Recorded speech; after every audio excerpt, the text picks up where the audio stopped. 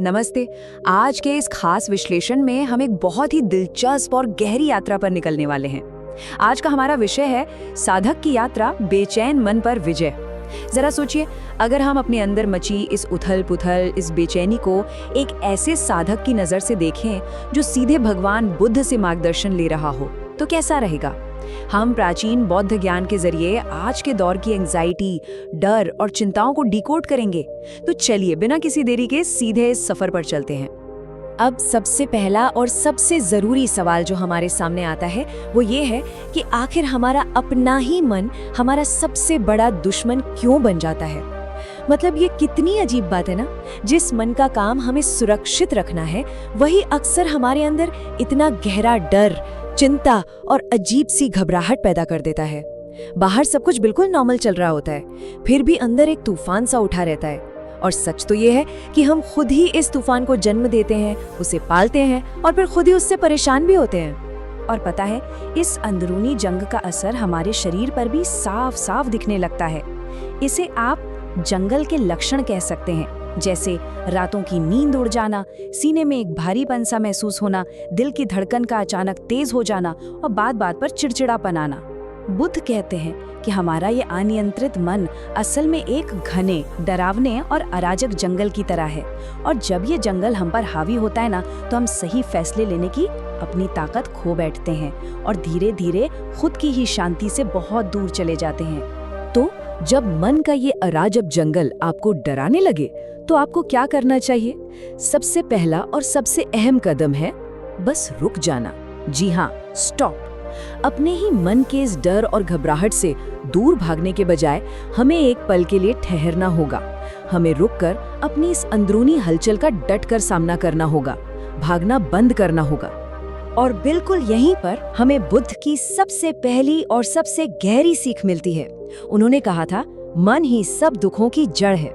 जिसने मन को समझ लिया उसने दुख को खत्म कर दिया। ये बात बिल्कुल सटीक है। इसका सीधा सा मतलब ये है कि हमारी असली लड़ाई इस बाहरी दुनिया से तो है ही नहीं। हमें बाहर की चीजों से लड़ना छोड़कर अपने मन के भीतर चल रहे इस पूरे नाटक को देखना शुरू करना होगा। भाग 1, साक्षी होने की कला, भीतर से देखने का अभ्यास। चलिए समझते हैं कि कैसे हम अपने मन को बस एक गवाह की तरह देख सकते हैं और उसकी घबराहट को खुद पर हावी होने से रोक सकते हैं। इस पूरे अभ्यास की जो असली नींव है ना, उसे साक्षी भाव कहते हैं। इसे आप विटनेस कॉन्शियसनेस या गवाह की चेतना भी कह सकते हैं। इसका बड़ा ही सिंपल सा मतलब है खुद को भीतर से देखना। बस ये मान लेना कि हम हमारे विचार नहीं हैं, हम हमारे डर बिल्कुल नहीं हैं। हम तो बस वो हैं जो इन सबको एकदम चुपचाप देख सकता है, बिल्कुल एक शांत और पूरी तरह से जागृत गवाह की तरह। अब देखिए, एक बेचैन मन और एक सचेत गवाह होने में बहुत बड़ा फर्क होता है। एक एंजाइटी से भरा मन हर डरावने विचार को पत्थर की लकीर या परम सत्य मान लेता है और बुरी तरह घबरा जाता है। लेकिन जो साधक इस साक्षी भाव को अपना लेता है, वो विचारों को ऐसे देखता है जैसे वो किसी रेलवे स्टेशन के प्लेटफॉर्म पर खड़ा हो और सामने से ट्रेनें गुजर रही हों। ट्रेनें आ रही हैं, जा रही हैं, हमें हर ट्रेन पर चढ़ने की कोई जरूरत थोड़ी है। और यहीं से हम आते हैं अपने दूसरे अहम पार्ट पर, भाग 2, पकड़कर रखने की आग और अनित्यता का नियम। आखिर हमारे मन में ये घबराहट पैदा ही क्यों होती है? इसका जवाब छिपा है अनित्यता के नियम में, यानी इस सच्चाई में कि इस दुनिया में सब कुछ, जी हाँ सब कुछ बदल रहा है। बुद्ध ने इस बात को कितने कमाल के तरीके से समझाया है। वो कहते हैं, चिंता एक ऐसी आग है जो सबसे पहले उसी इंसान को जलाती है जो उसे पकड़े रहता है। जरा सोचिए, ये कितनी गहरी बात है। जब हम बदलाव का विरोध करते हैं ना, और उन चीजों को कसकर पकड़कर रखना चाहते हैं जिन्हें एक न एक दिन जाना ही है, तो हम असल में क्या कर रहे हैं? हम अपने ही अंदर चिंता और एंजाइटी की एक भयानक आग को हवा दे रहे होते हैं। तो सवाल ये है कि इस आग को बुझाया कैसे जाए? इसके लिए 3 बहुत ही प्रैक्टिकल कदम है। पहला, किसी भी स्थिति को बस देखें, उसे तुरंत ये अच्छा है या ये बुरा है का लेबल न लगाएं। दूसरा, अपनी सांसों पर पूरा ध्यान लगाएं, क्योंकि हमारी सांस हमेशा इस प्रेजेंट मोमेंट में यानी वर्तमान में होती है। और तीसरा, अपने विचारों को बिना रोके बस बहने दें, उन्हें पकड़ने या रोकने की कोशिश बिल्कुल न करें। इस तीसरे कदम को समझने के लिए ना एक बहुत ही खूबसूरत उदाहरण लेते हैं, एक विशाल आकाश और उसमें से गुजरते हुए बादलों का। हमारा जो असली स्वरूप है, हमारी जो कोर है, वो इस विशाल कभी ना बदलने वाले आसमान की तरह है। और हमारी ये डर, हमारी चिंताएं, हमारे विचार, ये तो बस गुजरते हुए बादलों की तरह हैं। अगर हम खुद को वो विशाल आसमान मान लें तो कोई भी डर या एंजाइटी का बादल हम पर ज्यादा देर तक टिक ही नहीं सकता। भाग 3, छिपे हुए 4 डरों का सामना, मन के अंदर की हलचल। चलिए देखते हैं कि जब हम इन बादलों को जबरदस्ती पकड़ने की कोशिश करते हैं तो कैसे हमारे अंदर कुछ बहुत ही गहरे डर जन्म ले लेते हैं। असल में 4 ऐसे डर हैं जो हम सभी के अंदर कहीं ना कहीं छुपे होते हैं। पहला है रिजेक्शन, यानी अस्वीकार किए जाने का डर। दूसरों की उम्मीदों पर खरा उतरने के चक्कर में हम अक्सर अपनी असली पहचान ही भूल जाते हैं। दूसरा है फ्यूचर, यानी भविष्य की चिंता, कल क्या होगा, बस यही सोच सोचकर हम आज की शांति पूरी तरह बर्बाद कर देते हैं। तीसरा है अकेलेपन का डर, जिससे बचने के लिए हम ना जाने कितने गलत समझौते कर लेते हैं। और चौथा है मौत का डर, जो अगर सच कहूँ तो असल में जिंदगी को पूरी तरह से ना जी पाने का डर है। ये चारों डर हमें हमारी सच्ची शांति से कोसों दूर कर देते हैं। लेकिन इन डरों से बाहर आने का रास्ता बहुत साफ है। डर एक वहम है और विश्वास ही आपकी असली शक्ति है। सच तो ये है कि इस पल में, इस प्रेजेंट मोमेंट में डर का कोई वजूद ही नहीं होता। ये तो बस हमारे दिमाग में चल रही भविष्य की एक डरावनी फिल्म की तरह है। जिस दिन आपके अंदर से ये विश्वास आ गया कि आगे जो भी होगा उसे मैं संभाल लूंगा, बस उसी दिन से इस डर की पकड़ आप पर से बिल्कुल कमजोर पड़ जाएगी। भाग 4, विपश्यना का मार्ग, वैज्ञानिक उपकरण। इस अवेयरनेस को हमेशा बनाए रखने और इन डरों को पूरी तरह से हराने के लिए एक साधक को एक प्रैक्टिकल टूल की जरूरत होती है। आइए समझते हैं ये कैसे काम करता है।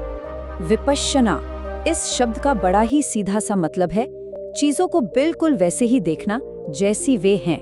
देखिए, ये कोई जादू टोना या रहस्यमय चीज नहीं है। इसका सिंपल सा मतलब ये है कि बिना किसी इमोशन, बिना किसी अटैचमेंट या नफरत के बस चीजों को ऑब्जर्व करना, अपने शरीर और मन में हो रही हर छोटी बड़ी हलचल को बिल्कुल वैसे ही देखना जैसे वो सच में है, बिना अपनी तरफ से कोई भी मनगढ़ंत कहानी जोड़े। और जानते हैं, इसका अभ्यास करना बहुत ही आसान है। बस किसी भी शांत जगह पर बैठ जाइए, अपनी आंखें बंद कर लीजिए और अपनी आती जाती सांस पर ध्यान लगाइए। आपको अपनी सांस को कंट्रोल बिल्कुल नहीं करना है, बस उसकी जो नेचुरल रिदम है उसे महसूस करना है। मन को इधर उधर भागने से रोककर उसे वापस इसी पल में लाने का इससे ज्यादा पावरफुल और सीधा तरीका कोई और हो ही नहीं सकता। और सबसे कमाल की बात यह है कि अगर आप अपने पूरे दिन में से सिर्फ 10 मिनट भी इस प्रैक्टिस को देते हैं ना, तो आपका मन धीरे धीरे इसके लिए ट्रेन होने लगता है। बुद्ध कहते हैं कि अपने मन को साधना जंगल के किसी जंगली हाथी को पालतू बनाने जैसा है। शुरू में ये बहुत मुश्किल लगेगा, मन इधर उधर बहुत भागेगा, लेकिन रोज थोड़ी थोड़ी प्रैक्टिस करने से ये 100% मुमकिन है। भाग 5, अपना दीपक स्वयं बनो। सबसे गहरा मुकाम। जैसे जैसे मन शांत होने लगता है, हम इस यात्रा के सबसे भावुक और गहरे हिस्से में पहुंचते हैं, जो हमें बुद्ध और उनकी शिष्य आनंद के आखिरी पलों में ले जाता है। जरा उस पल की कल्पना कीजिए। बुद्ध अपनी मृत्यु शैया पर लेटे हैं और उनका सबसे प्यारा, सबसे करीबी शिष्य आनंद उनके पास फूट फूट कर रो रहा है। आनंद इस बात से बुरी तरह डरा हुआ था कि बुद्ध के जाने के बाद उनके मार्गदर्शन के बिना वो क्या करेगा। उसे लग रहा था कि वो तो घने अंधेरे में बिल्कुल अकेला रह जाएगा। और सच कहूँ तो किसी न किसी बाहरी सहारे को खो देने का ये डर हम सभी के अंदर कहीं न कहीं जरूर होता है। तभी बुद्ध ने मुस्कुराते हुए अपना सबसे आखिरी और सबसे महान संदेश दिया, अपदीपो भव, जिसका मतलब है अपना दीपक स्वयं बनो। इसका अर्थ बिल्कुल साफ है। दुनिया का कोई भी गुरु, कोई भी किताब या कोई भी इंसान हमारे अंदर के अंधेरे को हमेशा के लिए दूर नहीं कर सकता। उस रोशनी को, उस अवेयरनेस को हमें अपने ही अंदर जगाना होगा। और जब हम ऐसा कर लेते हैं ना, तो हमारा मन खुद ही एक गुरुकुल, एक पाठशाला बन जाता है। जिस दिन हम अपने डरों को, अपनी अंदरूनी उलझनों को बिना उनसे लड़े सिर्फ देखना और ऑब्जर्व करना सीख जाते हैं, तब हमारा अपना मन एक युद्ध के मैदान से बदलकर जिंदगी की सबसे बेहतरीन पाठशाला बन जाता है। उसके बाद आपको शांति ढूंढने के लिए कहीं बाहर भटकने की कोई जरूरत नहीं पड़ती। तो चलिए इस पूरे विश्लेषण को समेटते हुए मैं आपके सामने एक बहुत ही जरूरी सवाल छोड़ता हूँ। क्या सिर्फ अपने मन से लड़ते रहना और किसी तरह सरवाइव करना ही काफी है, या फिर अब पूरी तरह से जाग जाने का वक्त आ गया है? अपनी ही बेचैन मन का शिकार बनना छोड़िए और आज ही से एक जागृत, शांत और साक्षी बनकर जीने की शुरुआत कीजिए। क्योंकि जिस दिन आप ऐसा करेंगे, दुनिया का कोई भी डर या चिंता आपको रोक नहीं पाएगी। इसी गहरे और पावरफुल विचार के साथ आज के इस विश्लेषण से हम यही विदा लेते हैं। फिर मिलेंगे।